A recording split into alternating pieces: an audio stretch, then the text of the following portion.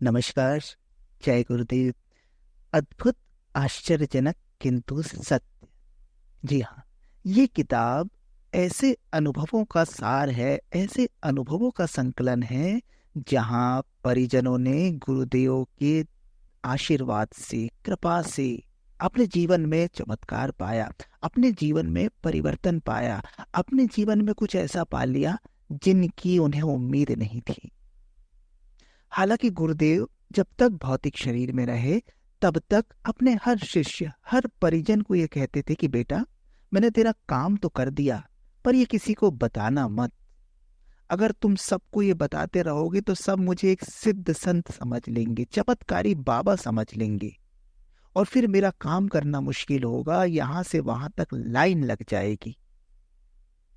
मुझे आदेश मिला है एक लोक सेवी का जीवन जीने के लिए, लोगों को अध्यात्म का सही मतलब समझाने के लिए। अतः मेरी चमत्कारों को तुम कम से कम मेरे जीते जी, कम से कम मेरे भौतिक शरीर में रहते हुए मत बताना।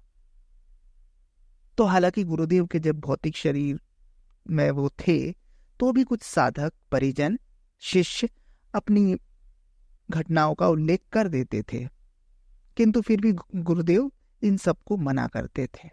गुरुदेव का भौतिक शरीर छूट जाने के बाद एक किताब प्रकाशित हुई, अद्भुत, आश्चर्यजनक किंतु सत्य।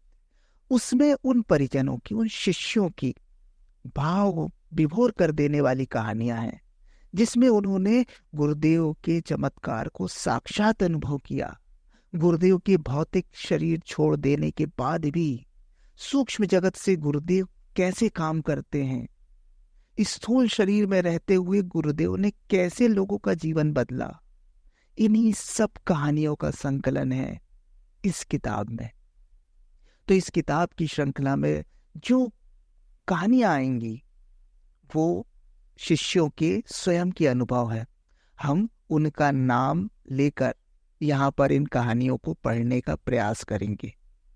इन कहानियों को आपको बताने का उद्देश्य किसी प्रकार के अंधविश्वास या अंधश्रद्धा को बढ़ावा देना नहीं है, बल्कि ये कहानियां आपको बताएंगी कि अगर अपने गुरु में, अपने आराध्य में, अपने इष्ट में एक निष्ठ हैं हम, समर्पित हैं हम, श्रद्धावान हैं हम, तो निश्चित रूप से हमारे जीवन में भी चमत्कार हो सकते हैं। गुरु कृपा से क्या क्या संभव है, कैसे थे हमारे गुरु, कैसे हैं हमारे गुरु, इस सब का सार है ये किताब। तो इस किताब की एक एक कहानियां एक एक वीडियो के माध्यम से आपके सामने हम प्रस्तुत कर रहे हैं। आप भी इनका आनंद लें और अपने जीवन में अपने आराध्य, अपने इष्ट के प्रति समर्पण भाव लाएं। समर्पण से चमत्कार घटित हो सकते हैं। तो शुरू करते हैं। नर्मदा प्रसाद ओझा जी बतलाती है कि किऊल रेलवे जंक्शन के रेलवे अस्पताल में एक कंपाउंडर थे, राजेंद्र प्रसाद। वह बहुत शराब पीते थे। एक बार टाटानगर के एक यज्ञायोजन में वे मेरे साथ गए। वहां पूज्यवर भी पधारे हुए थे। सुबह को प्रणाम क्रम चला तो लंबी लाइन बन गई। काफी देर की प्रतीक्षा के बाद गुरुदेव के दर्शन हुए। चरण स्पर्श के लिए उनको और कुछ देर तक प्रतीक्षा करनी पड़ी। लाइन धीरे धीरे आगे बढ़ रही थी।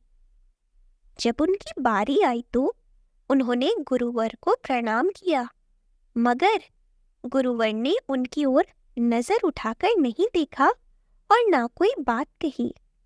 वे दुखी हो गए। लौटकर मुझसे कहने लगे कि हमने गुरुजी को प्रणाम किया, मगर उन्होंने मेरी तरफ देखा तक नहीं। वे दोबारा जाकर लाइन में लग गए। जब गुरुवर के निकट पहुंचे तो उन्होंने कहा, बेटा तुम फिर आ गए। वे शर्म से पानी पानी हो गए, जल्दी से प्रणाम किया और वापस चले आए। जाने क्या भाव आए उनके मन में। गुरुदेव ने उनकी तरफ नहीं देखा। इसका क्या कारण सोचा उन्होंने, लेकिन इसके बाद उनके जीवन में बड़ा परिवर्तन आया। राजेंद्र जी ने शराब पीना बिल्कुल छोड़ दिया। जय गुरुदेव।